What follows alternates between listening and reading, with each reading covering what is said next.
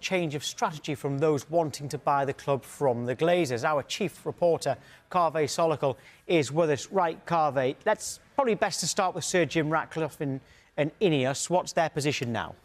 Well, I think they're actually considering making a bid just to buy a minority stake in Manchester United. Now, this is significant because up until now, we have been led to believe that they've wanted to buy all of the Glazers' shareholding, although they have been looking at other options as well. But what's happened now is they're considering making a bid for just 25% of the club. And now that would mean them spending about £1.5 billion. Now, as far as United fans are concerned, the vast majority of them, this would be problematic because the vast majority of them want the Glazers to leave. And what Sir Jim Ratcliffe is saying, basically, is, look, I'm just going to buy 25% of United, and that would mean that the Glazers could stay on as well.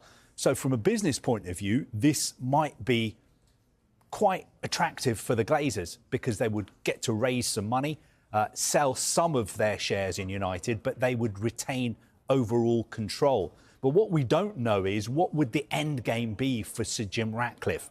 Would he just be happy to keep 25% and be a minority shareholder? Or is this a case of him just getting his foot in the door and trying to buy more shares in the future?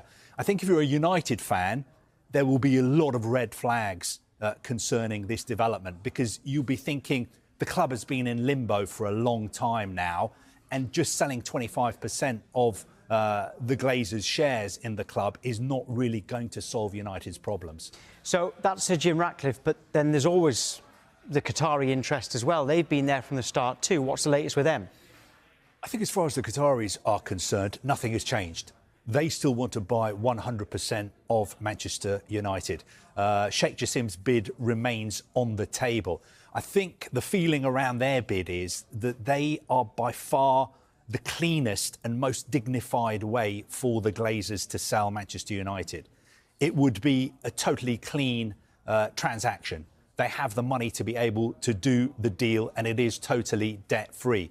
I think what you've got to bear in mind as well is if the Glazers sell 25% of the club, is that going to solve United's problems? I think the Qataris would look at it and say it could make the situation even worse, because what United need is a new owner. They need a new vision. They need a new setup. They need a new financial footing.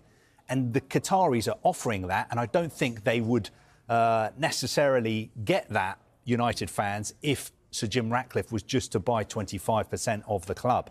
Yeah, and I know you've touched on that there, but it's still quite confusing. If Sir Jim Ratcliffe, let's say he does get 25% of the club, what actually changes? Are there positives for the Manchester United fans to think, OK, this could be a good thing? Well, you could look at it as a positive development because £1.5 billion potentially would come into the club. The question is, what happens to that money?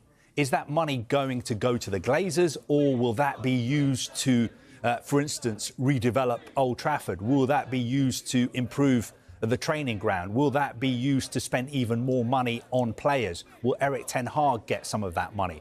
So these are all questions which need to be answered. But I think as far as United fans are concerned, they have made it clear in all the surveys I've read, they want the Glazers to leave the club.